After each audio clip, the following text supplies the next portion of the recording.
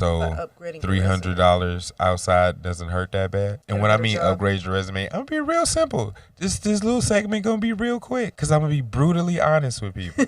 Nobody gives a shit about what happened negatively at the previous job. Do not carry that shit with you when you sit down in front of a new interviewer or you sit down in front of a new job. If you're one of those people who, let's say you had a little rough patch and you went through a few jobs. Like, let's say your resume is like fucking pamphlet.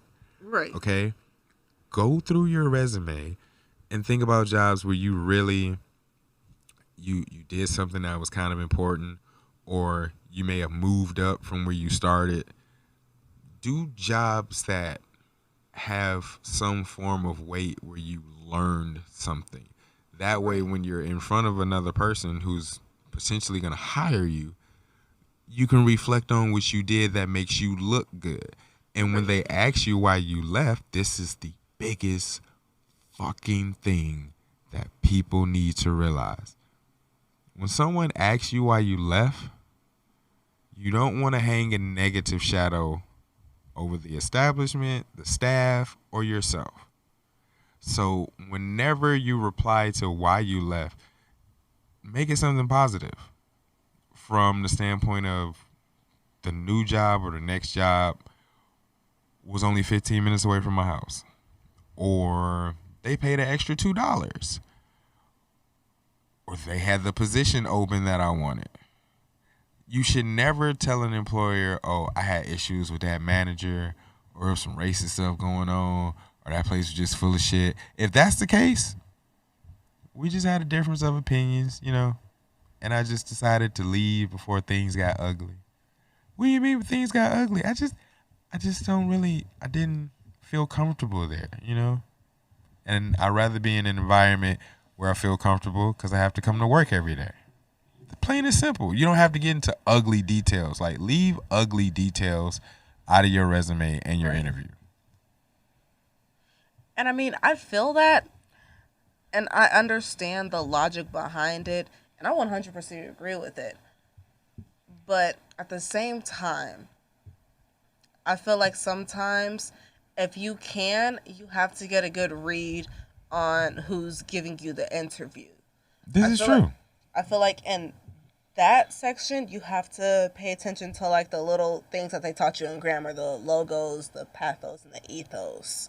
You got to figure out, do they want more of logic? Do they want somebody like with some weight behind their name that you're going to bring up and name drop on them? Or do you want to apply more to their empathetic side and be like, yeah, so honestly, not only like are you guys, I feel like, are a better opportunity and would help me learn, but I really had to get away from that situation because, da da da da just wasn't great. I was being harassed. You have to, I feel like if you're going to lay you a don't negative. tell people that you're being harassed. I know you don't tell, I'm not actually saying tell people that you're being harassed, but I feel like if you're going to lay a negative light on the last company that you were with because you feel like the person interviewing you will be empathetic because of that. Just say they weren't right for my growth. Yeah, you say that, or you make it sound like it's an actual reason, not just we just had a small disagreement and opinions or whatever. You got to make sure that it's something that's valid. They weren't right for my growth. I capped. There was nowhere else for me to go. I've done everything. Right. You try to make it seem positive on you, like it just didn't work out for me. I capped. There's nowhere else for me to go. Here's another one. My manager wasn't quitting their job, and that was the next step. So my only choice really was to leave. And that's what. So I have one job specifically. I think I've already talked about it before. Where I was working this job and the manager basically had me train up my replacement. Ooh, that's bad. Yeah. Yeah, that happens though. I know, and it sucks. Being in a position for the first time ever, only being 18, sucked. Because it was like, I'm already doing all of your job, and my next step in my growth is to go ahead and get that job. But I see there's no way for me to get this job, and on top of that, we're conflicting now because the step below that I could reach that I'm not at yet, you won't even let me get that one. So this job is stunting where I need to be, and it's not what I need. It's not what I need anymore. So that's part of what I tell. It's like, I'll make sure if I tell anybody about why I left that one specifically, I'll be like, yeah, job was nice. It was really cush, taught me a lot of shit. I got to do this, that, and the third. I was working as this title. Da da da da. Everyone was nice. It was in a nice area, but it wasn't what I needed it to be for me at that moment. So I had to leave, and I got another job that helped me enhance other skills since I wasn't pushing towards that one specifically. You always try to find a positive, no matter how negative the jobs are. Which is why I say just pull from jobs where you can think of something that was actually beneficial to you. If you're one of those people who have a long list of jobs on their resume, because no hiring manager wants to see someone with a fuck ton of jobs, because I mean, you're not going to stay with me that long. Because managers always think, okay, whatever happened at your previous job is also a reflection of you. So if you keep saying this job ain't work, this job ain't work, they suck, they didn't suck, you suck. That's what if it's more like. So you're just moving around because you're trying to get higher positions and you're looking for more money, okay, cool. Then I want to hire you for this position and it pays this much. Does that work for you?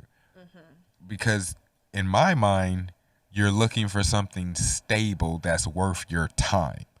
I want you to feel like I'm worth your time. That's what you want the person. That's what you want the hiring manager to think. Like, oh, I need this person because I want to show them that this place is worth their time. Right.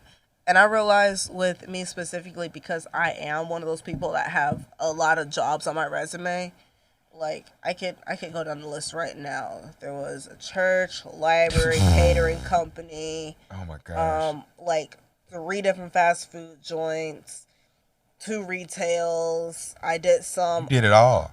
I basically almost touched everywhere except for like construction and warehouse shit. But I might not stay away from warehouse shit too much longer. I mean, everybody dabbles in warehouses except anybody. It's like, you want to do what? We'll take it. Can you pass the forklift test? Get over here. What I do now, as a person that has a lot of shit on their resume, I figure out what job I'm applying for. Mm-hmm. If it's retail, then I have majority of my jobs that have customer service, representative. Right, any of that shit. The jobs that pertain to what you're looking for. If it's food industry, I have all my food industry. If it's anything else, if it's just a random ass job that I know I'm going to get hired for, that I just send it in my regular resume. Yeah, random ass job. But probably everywhere else, I section off my resume. I have separate resumes for everything. That makes sense. You're a smart person. Sometimes you need to have separate resumes. Not just one resume will work. Exactly. So, I mean, that's just a quick one that I feel would benefit anybody, no matter what industry you're in. But the culinary specifically, and we can end it with this one, is your lies only go so far. If you say you know how to do a certain thing or you've had experience with a certain thing, either have that experience or be willing to get it as soon as possible. Because if someone hires you for a certain position or you're required to do certain tasks in culinary, they expect that from you. Exactly. They already expect you to do shit that's not necessarily a requirement. But the stuff that they asked, do you know how to do X, Y, Z? That's real shit. Because if a situation ever comes up and they find out that, oh, you can't do that shit, you lied, it's just going to be a target on your back and they're going to try to find everything they can to paper you out so they could get in the correct person. It's like, oh, we got a bad hire. We got to get rid of this motherfucker. But they're going to do it legally and cleanly. So that's what I have to say about that. But you have something else very fucking exciting